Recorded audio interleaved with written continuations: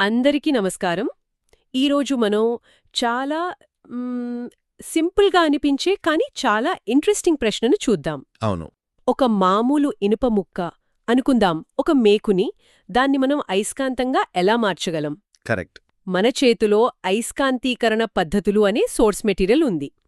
ఇందులో కొన్ని పాతకాలం పద్ధతుల నుంచి మోడర్న్ టెక్నిక్స్ వరకు అన్నీ ఉన్నాయి. అవును.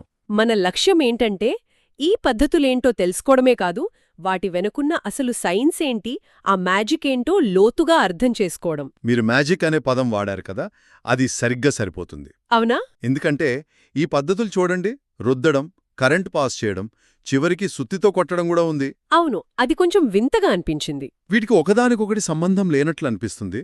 కానీ వాటన్నింటికీ మూలం ఒకే ఒక్క సూత్రం. అదే అయస్కాంత డొమైన్ సిద్ధాంతం. డొమైన్ సిద్ధాంతం. అవును.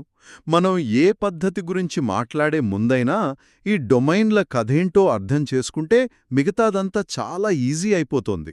సరే, అయితే అక్కడ్నుంచే మొదలు పెడదాం. అయస్కాంత డొమైన్లు. ఈ పదం వినడానికి కొంచెం టెక్నికల్గా అనిపిస్తోంది. హ్మ్. సింపుల్గా చెప్పాలంటే అసలు ఈ డొమైన్ అంటే ఏంటి? ఒక ఇనుప ముక్క లోపల ఏం జరుగుతోంది? చాలా మంచి ప్రశ్న. దీన్ని ఒక పెద్ద సైన్యంతో పోల్చుకోవచ్చు. సైన్యంతోనా? అవును.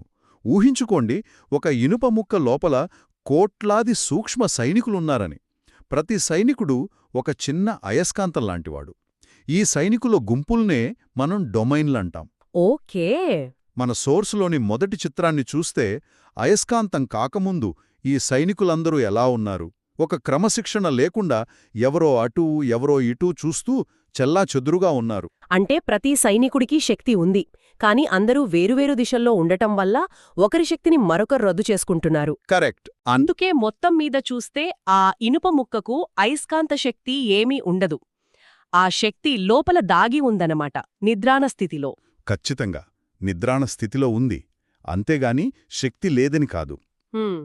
ఇప్పుడు అయస్కాంతీకరణ ప్రక్రియ అంటే ఏంటంటే, ఒక కమాండర్ వచ్చి ఆ సైనికులందర్నీ అటెన్షన్ అని ఆదేశించినట్లు.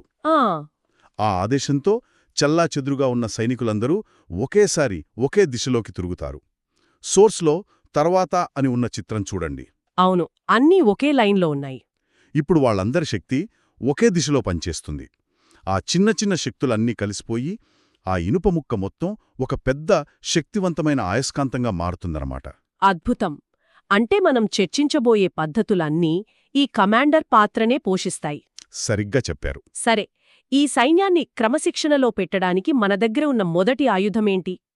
సోర్స్లో ఏకస్పర్శ పద్ధతి అని ఉంది. Single touch method. అవును, పేరు వింటే చాలా సింపుల్గా అనిపిస్తోంది. చాలా ప్రాథమికమైన పద్ధతి ఇది. బహుశా వందల సంవత్సరాల క్రితం కనుగొన్నది కావచ్చు. ఎలా పనిచేస్తుందిది? ఈ పద్ధతిలో మన దగ్గర ఇప్పటికే ఉన్న ఒక బలమైన అయస్కాంతాన్ని, అంటే మన కమాండర్ను, హ్మ్. దాని ఒక ధువాన్ని మనం అయస్కాంతంగా మార్చాలనుకుంటున్న ఇనుప కడ్డీపై పెట్టి ఒక చివర నుండే మరొక చివరకు ఒకే దిశలో రుద్దాలి. ఒకే దిశలో? అవును, అది ముఖ్యం. ప్రతిసారి రుద్దిన తర్వాత అయస్కాంతాన్ని పైకి లేపి మళ్లీ మొదటి చివర నుండే మొదలుపెట్టాలి. వెనక్కి రుద్దకూడదు. ఒక పిల్లిని ప్రేమగా ఒకే డైరెక్షన్లో నిమురుతున్నట్లు అన్నమాట. దాదాపు అలాగే. కాని ఇది వినడానికి చాలా శ్రమతో కూడుకున్నదిగా, నెమ్మదిగా సాగే ప్రక్రియలా ఉంది. ఇది ఎంత ప్రభావవంతమైనది? అస్సలు కాదు. ఇది చాలా బలహీనమైన అయస్కాంతాలను మాత్రమే సృష్టిస్తుంది. ఇది కేవలం ఒక సైన్స్ ఫెయిర్ ప్రయోగానికి పనికొస్తుందంతే. ఓకే, కాన్సెప్ట్ అర్థం చేసుకోవడానికి. అవును. అందుకే దీనిని మెరుగుపరుస్తూ ద్విస్పర్శ పద్ధతి వచ్చింది. Double touch method. ఇందులో 2 అయస్కాంతాలు వాడతారా? కరెక్ట్. మన సోర్స్లోని చిత్రం ప్రకారం ఇందులో 2 కమాండర్లుంటారు. 2 వేర్వేరు అయస్కాంతాలను తీసుకుని వాటి వ్యతిరేక ధృవాలను, అంటే ఒక నార్త్, ఒక సౌత్. అవును, వాటిని ఇనుపకడ్డీ మధ్యలో ఆనించి ఒకేసారి వ్యతిరేక దిశలలో చివర్ల వరకు లాగుతారు. ఓ, అంటే సైన్యాన్ని మధ్య నుండి 2 భాగాలుగా చేసి ఒకేసారి 2 వైపుల నుండి సర్దుబాటు చేస్తున్నట్లు. ఇది కొంచెం తెలివైన పద్ధతి. అవును. ఏకస్పర్శ పద్ధతి కన్నా కొంచెం వేగంగా, కొంచెం మెరుగైన ఫలితాలు వస్తాయి. కానీ ఈ రుద్దడం, నిమరడం ఇవన్నీ వినడానికి కొంచెం పాతకాలం నాటివిగా ఉన్నాయి. టెక్నాలజీ ఇంతగా పెరిగాక ఒక బటన్ నొక్కితే అయస్కాంతం తయారయ్యేంత ఆధునిక పద్ధతేదైనా ఉందా? ఖచ్చితంగా ఉంది. అదే విద్యుత్ పద్ధతి, హ్మ్. Electrical method. ఆ, ఇది అయస్కాంతీకరణ ప్రపంచంలో ఒక విప్లవం లాంటిది. మనం చూసే దాదాపు అన్ని శక్తివంతమైన అయస్కాంతాలు ఈ పద్ధతిలోనే తయారవుతాయి. దీని వెనుక ఉన్న సూత్రమేమిటి? రుద్దడానికి విద్యుత్కు సంబంధమేంటి? దీనికి మూలం 1880లో జరిగిన ఒక ఆసక్తికరమైన సంఘటన. చెప్పండి. హన్స్ క్రిస్టియన్ ఓర్స్టెడ్ అనే శాస్త్రవేత్త తన క్లాసులో ప్రయోగాలు చేస్తుండగా అనుకోకుండా కరెంటు ప్రవహిస్తున్న తీగ పక్కనున్న దిక్సూచి అంటే కంపాస్ కదిలింది. ఓ, అప్పుడే ఆయనకర్థమైంది విద్యుత్కు అయస్కాంతత్వానికి మధ్య విడదీయరాని సంబంధం ఉందని. విద్యుత్ ప్రవాహం తన చుట్టూ ఒక అయస్కాంత క్షేత్రాన్ని సృష్టిస్తోంది. అద్భుతం! అంటే ఒక యాక్సిడెంట్ ఇంత పెద్ద టెక్నాలజీకి దారితీసిందనమాట. సరే, ఈ పద్ధతిలో ఇనుప కడ్డీని ఎలా మారుస్తారు? ఇక్కడే సోలనాయిడ్ రంగప్రవేశం చేస్తోంది. సోలనాయిడ్ అంటే ఆ తీగ చుట్ట కదా? అవును, మనం అయస్కాంతంగా మార్చాలనుకుంటున్న ఇనుప కడ్డీని ఆ రాగి తీగతో చుట్టబడిన సోలనాయిడ్ లోపల పెడతాం. హ్మ్. ఆ తీగ గుండా డీసీ అంటే డైరెక్ట్ కరెంట్ పంపినప్పుడు ఆ సోలనాయిడ్ లోపల చాలా శక్తివంతమైన అయస్కాంత క్షేత్రం ఏర్పడుతుంది. ఆ క్షేత్రమే కమాండర్లా పనిచేస్తుందనమాట. ఒక సుప్రీం కమాండర్లా అది ఇనుప కడ్డీలోని డొమైన్లన్నింటినీ దాదాపు వెంటనే ఒకే దిశలోకి తిప్పేస్తుంది. అంటే నిమిషాల్లో, సెకండ్లలో పనైపోతుంది. అవును, మన సోర్స్ మెటీరియల్ ప్రకారం ఈ పద్ధతి వల్ల చాలా ప్రయోజనాలున్నాయి. చాలా వేగవంతమైనది, చాలా బలమైన అయస్కాంతాలను సృష్టిస్తుంది. అన్నిటికన్నా ముఖ్యంగా హ్మ్, నియంత్రించవచ్చు. ఆ కంట్రోల్ చాలా ముఖ్యం. అంటే మనం పంపే కరెంట్ను పెంచడం, తగ్గించడం ద్వారా మనకు కావలసినంత బలమైన అయస్కాంతాన్ని తయారు చేసుకోవచ్చు. కరెక్ట్. ఉదాహరణకు జంక్ యార్డ్లో కార్లను పైకి లేపే పెద్ద క్రేన్లు ఉంటాయి కదా, అవును, చూశాను. అవి చాలా శక్తివంతమైన విద్యుత్ అయస్కాంతాలు. కరెంట్ ఆన్ చేస్తే పట్టుకుంటుంది, ఆఫ్ చేస్తే వదిలేస్తుంది. అక్కడ మనకు తాత్కాలిక కానీ చాలా బలమైన అయస్కాంతం కావాలి. ఆసక్తికరంగా ఉంది. అయితే మన నోట్స్లో ఒక విషయాన్ని పదే పదే హైలైట్ చేశారు. ఏంటది? తప్పనిసరిగా డీసీ కరెంటు మాత్రమే వాడాలని. మన ఇళ్లల్లో ఉండే ఏసీ కరెంటు వాడితే ఏమవుతుంది? చాలా కీలకమైన ప్రశ్న. డీసీ కరెంట్ అంటే ఒక నదీ ప్రవాహం లాంటిది. ఎప్పుడూ ఒకే దిశలో స్థిరంగా వెళ్తుంది. ఓకే. కాబట్టి అది సృష్టించే అయస్కాంత క్షేత్రం కూడా స్థిరంగా ఉంటుంది. ఇది డొమైన్లను ఒకే దిశలో నిలబెట్టడానికి హెల్ప్ చేస్తుంది. మరి ఏసీ అయితే? ఏసీ కరెంట్ అంటే ఆల్టర్నేటింగ్ కరెంట్ సెకనుకు 50-60 సార్లు తన దిశను ముందుకు వెనక్కి మార్చుకుంటుంది. హో, అంత వేగంగానా? అవును, మనం ఏసీ కరెంటు వాడితే ఆ డొమైన్లకు కుడికి తిరుగు, లేదు ఎడమకు తిరుగు, మళ్ళీ కుడికి అని క్షణక్షణం ఆదేశాలు ఇచ్చినట్లు ఉంటుంది. పాపం, అవి కన్ఫ్యూజ్ అయిపోతాయి. అవును, అవి అయోమయంలో పడి అటూ ఇటూ కదులుతూ ఉండిపోతాయి కాని స్థిరంగా ఒకే దిశలో అమరవు. అందుకే ఏసీ కరెంట్ అయస్కాంతీకరణకు బదులుగా డీమాగ్నటైజేషన్కు వాడతారు. అంటే అయస్కాంత శక్తిని తొలగించడానికి. కరెక్ట్. స్పష్టంగా అర్థమైంది. సరే, ఇక మన సోర్సులోని చివరి పద్ధతికి వద్దాం. ఇది చాలా వింతగా ఉంది. హ్యామరింగ్ పద్ధతి. సుత్తితో కొట్టడమా? హా, ఇది చాలామంది తప్పుగా అర్థం చేసుకుంటారు. అసలు ఇది ఎలా పనిచేస్తుంది? కేవలం ఒక ఇనుప ముక్కను సుత్తితో కొడితే అది అయస్కాంతంగా మారదు. ఇక్కడ ఒక ముఖ్యమైన కండిషనుంది. అదేంటే? మొదట ఆ ఇనుప కడ్డీని ఒక బలమైన బాహ్య అయస్కాంత క్షేత్రం దిశలో ఉంచాలి. ఉదాహరణకు భూమికి కూడా అయస్కాంత క్షేత్రం ఉంది కదా, అవును, ఉత్తర దక్షిణ దిశలో. దానికి అనుగుణంగా ఉంచాలి. ఇప్పుడు ఆ కడ్డీని సున్నితంగా అంటే గట్టిగా కాకుండా తేలికగా ట్యాప్ చేయాలి. ఓ, అలాగా? అంటే సుత్తిదెబ్బలు డొమైన్లను బలవంతంగా తిప్పట్లేదు. అస్సలు తిప్పట్లేదు.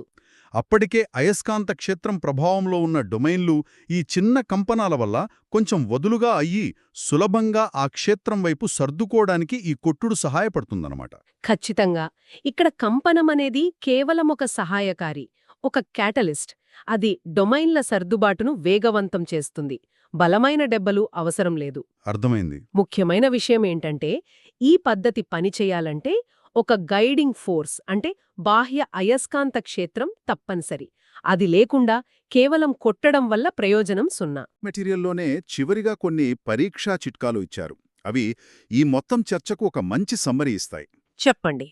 మొదటది అన్ని పద్ధతులలో అత్యంత ప్రభావవంతమైనది, వేగవంతమైనది మరియు నియంత్రించగలిగేది విద్యుత్ పద్ధతి.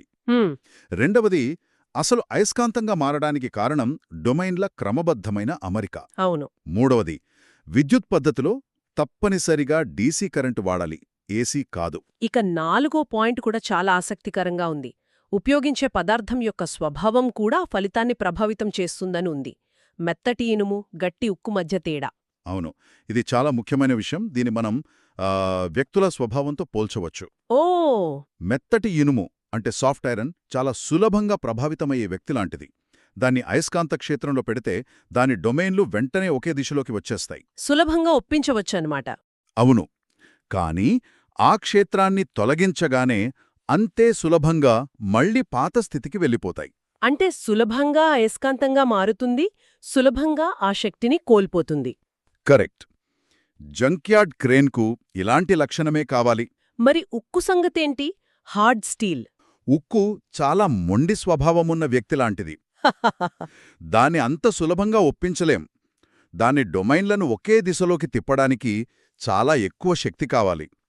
కాని ఒకసారి అవి ఒక దిశలోకి తిరిగాయంటే ఆ తర్వాత బాహ్యక్షేత్రాన్ని తొలగించినా సరే అవి తమ అమరికను మార్చుకోవు. అంటే చాలా కాలం పాటు ఆ అయస్కాంత శక్తిని నిలుపుకుంటాయి.